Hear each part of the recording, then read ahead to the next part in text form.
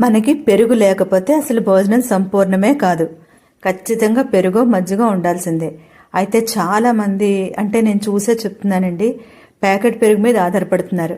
అది ఎప్పుడో once in a blue moon తప్ప ప్యాకెట్ పెరుగులు వాడద్దు, మరీ అత్యవసరం అయితే తప్ప. ఎందుకంటే ప్యాకెట్ పెరుగుల్లో తోడు పెరుగుతో వేయరు.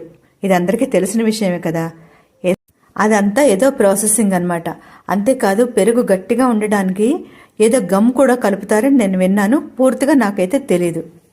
హేమాయణంలో మంచి మ్యాజిక్ నెంబర్ వచ్చిందండి. ఈరోజు సబ్స్క్రైబర్స్ 16,661. మధ్యన 3 ఆర్లు, అటు ఇటు 1. మరి ఇంకా ఇంకా ఈ సంఖ్యని పెంచుకుంటూ పోతారని, మంచి మ్యాజిక్ నెంబర్స్ని ఇస్తారని హేమాయణం ఆశిస్తోంది. గుర్తుపెట్టుకోండి, అత్యవసరమైతే తప్ప ప్యాకెట్ పెరుగు కొనద్దు. ఎంత పనిలో ఉన్నా సరే దయచేసి ఇంట్లో తోడు పెట్టడానికే ట్రై చేయండి. హేమాయణంలో వార్తలు ఇంతటితో సమాప్తం. అందరికీ శుభరాత్రి.